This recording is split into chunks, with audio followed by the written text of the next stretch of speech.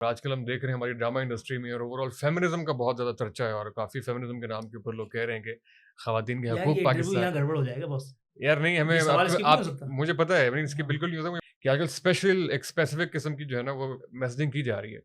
वैसे आप सपोर्ट करते हैं फेमिनिज्म को या फिर क्या ये चल रहा है ओवरऑल फिनोमेना? कि ये पाकिस्तानी ड्रामों में मैं एक बार ऐसा भी हुआ था कि एक खातून ने मुझे एक बहुत बड़े चैनल पे इतनी फासले बैठी थी हुँ, और उन्होंने मुझसे कहा आप राइटर हैं तो हम चाहते हैं आप एक सब्जेक्ट है इसमें दो खवातीन हैं वो आपस में इश्क फरमाती हैं उनमें पीछे से एक वो फलाना आ जाता है और वो मैंने है 2 ख़वातीन आपस में। दो खवातीन आपस में और फिर उसमें एक मर्द की इन्वॉल्वमेंट। ये उस वक्त की बात बता रहा हूँ मैं 1999 की सॉरी 2000 की सन 2000 की। आज भी वो ड्रामा प्रोड्यूस कर रहे हैं वो लोग। तो जब इस किस्म के फारिगुल बाल किस्म के लोग फातिरुल अक्ल किस्म के लोग डिसीजन मेकिंग कर रहे होंगे तो यही सब बनेगा क्या बनेगा। मैं राइटर रहा हूँ मुझे पता है हमारे यहाँ एक्सप्रेस में मैं था सीनियर स्क्रिप्ट राइटर। वो एक फ़िरौन आए वहाँ पे मसाला टीवी से। उन्होंने अपनी भरी बज़्म सजाई और बादशाह बन कर के बैठ गए और उन्होंने खिताब शुरू किया। आप सीनियर स्क्रिप्ट राइटर में जी, एक दिन में कितने स्क्रिप्ट लिखते हैं आप? मैं एक दिन में? भाई मैं हफ्ते में 2 स्क्रिप्ट लिखता हूँ। नहीं, ना ये इस तरह से होगा ही नहीं। मैंने हुँ, क्यों? कह रहे हैं हम मसाला टीवी में दिन में 10 स्क्रिप्ट लिखते थे और मैंने हँसना शुरू कर दिया। हुँ, मैंने कहा क्या पाएगा जाहिल मिला है मुझे बात करने के लिए। हुँ, मैंने कहा हुजूर वाला हरी चटनी का रायते बनाने की तरकीब लिखना और एक फुल स्केल स्क्रिप्ट लिखना, इसमें आपको कोई फ़र्क नज़र नहीं आता? अब सबने हँसना शुरू कर दिया। हुँ, अब जब इस तरह के लोग एचओडीज़ लेकिन पता है ये मैं एट द सेम टाइम ये कहता हूँ, एक बेवकूफ़ आपके सर पे कहीं होना चाहिए, कि जिसको आगे करके ना आप बच निकलें। तो ऐसे ही मैंने भी अक्सर अपनी ज़िंदगी में किया। लेकिन ये लोग जब ड्रामा इंडस्ट्री में रहेंगे, तो ये फ़ेमिनिज़्म के सब्जेक्ट्स पे ये लेस्बियन और गे की मोहब्बतों पे ये फलाने-फलाने के ऊपर ये अगर ये ना बनवाएँगे तो क्या करेंगे? जितनी ख़वातीन वो क्या वो होता है 8 मार्च है मेरे ख़्याल है। जी, वो क्या ऑरेंज मार्च। खाना गरम कर लो हुँ, और फलाना कर लो, वो जितनी ख़वातीन हैं, उनमें से कोई एक कभी तुक की बात करती पाई गई है? तुक की बात कर रहा हूँ मैं। ऑब्जेक्शनेबल तो हर आदमी करता है। इस्लाम ने औरतों को जितने हुकूक दिए हैं, क्या वो कम पड़ गए थे? क्या नबी करीम सल्लल्लाहु अलैहि वसल्लम की तालीमात में माज़अल्लाह सुम्मा माज़अल्लाह, क्या कोई माज़अल्लाह मेरे मुँह में खाक कमी रह गई थी? और ये इतने बड़े दाना लोग हैं कि जिनको वो सब चीज़ें भी पता हैं जो माज़अल्लाह मेरे मुँह में खाक पहले लोगों को भी नहीं मिल पाए। ऐसा तो नहीं है बॉस। इस्लाम तो अकमल दीन है, दीन की तकमील तो हो चुकी। दीन में फैब्रिकेशन तो नहीं हो सकती। इनमें से इन औरतों को ये तक तो नहीं पता होगा कि इनका शौहर रात को किसके साथ था। ये बड़ी सकील किस्म की बात है, लेकिन क्या ऐसा नहीं है? मैं सबकी बात नहीं कर रहा भाई। हुँ। लेकिन इख्तिसार के साथ भी बात करूँ तो 90% लोगों के साथ ये है। लेकिन सर इसमें दूसरा एक वर्जन ये है कि बहुत से जो इसमें कह लें कि 2 बाइफरफिकेशन अगर कर लें कि इसमें औरत मार्च जो है वो फेमिनिज्म को बदनाम करने के लिए, और हम जो एक दूसरा तबका है वो ये कहता है कि हम उस फेमिनिज्म की बात नहीं कर रहे जो औरत मार्च वाले हैं। पाकिस्तान में औरतों के साथ जुल्म तो है, इसमें तो कोई इनकार नहीं कर सकता। अच्छा और पाकिस्तान में मर्दों के साथ ज़ुल्म नहीं है? और आप बिल्कुल। शादीशुदा हैं? जी, अच्छा, तो आपसे चलिए पूछ लेते हैं, आपके साथ कभी ज़ुल्म हुआ है, नहीं हुआ है? हर एक के आपने साथ चाय होता माँगी और आपको दूध का गिलास पकड़ा दिया, ज़ुल्म हो गया? है। तो आप उस पे छाती पीटेंगे? यार ज़ुल्म जो है ना बड़ा लंबा मौज़ू है, जिसके ऊपर 1 घंटा मज़ीद बोल सकते हैं। ज़ुल्म की डिफ़ाइन कौन करेगा? तय कौन करेगा कि ज़ुल्म ही हुआ है? हुँ, तय कौन करेगा? मुझे ये तो बताएँ ना। औरतों के साथ ज़ुल्म हो रहा है, ओ भाई औरतों के साथ-साथ मर्दों के साथ भी ज़ुल्म हो रहा है। पाकिस्तान अल्हम्दुलिल्लाह सुम्मा अल्हम्दुलिल्लाह अल्लाह ताला ने जो मुझे ये सुनहरी देश दिया है, बुज़ुर्गों की कुर्बानी के नतीजे में, इस देश का चलन अब यही है कि यहाँ ज़ुल्म ही होगा। ये सिर्फ़ खूबसूरत चीज़ें ये इस वक़्त नज़र आ रही हैं, लोगों को नज़र आ रहा होगा। हुँ। यहाँ से बाहर निकल कर के आपने देखा ना कराची में हाँ, क्या सर। कराची है? हुँ। यहाँ हर तरफ एक भुट्टो खड़ा हुआ है, मुँह खोल करके।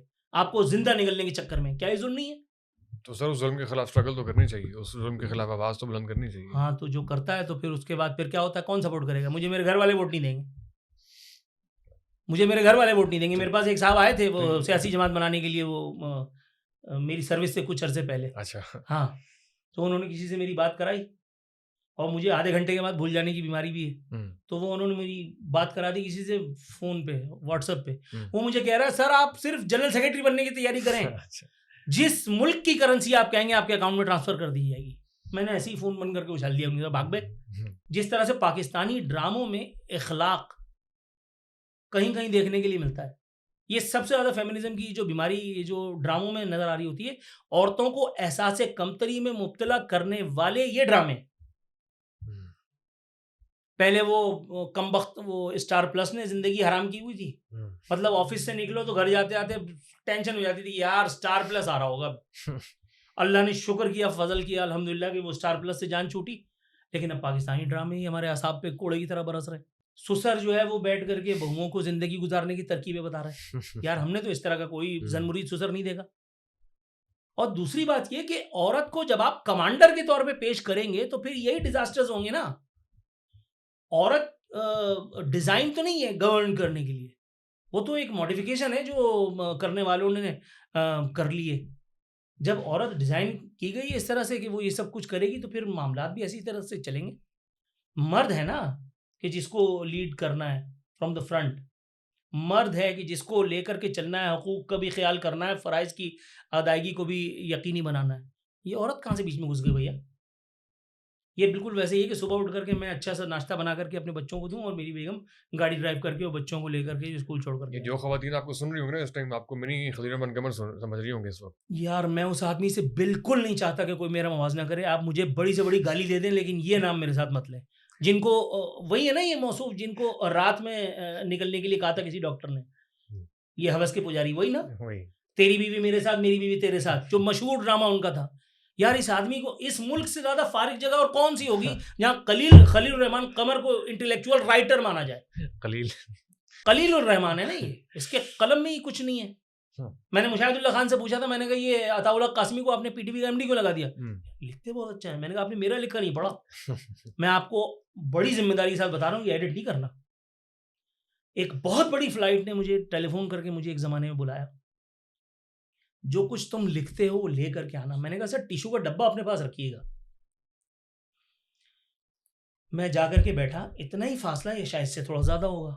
सरकारी दफ्तर था, समझ में आ रहा होगा सबके मैं क्या बात जी, कर रहा हूँ। बिल्कुल। ठीक है? चलो ये भी सुन लो वर्दी वाला था।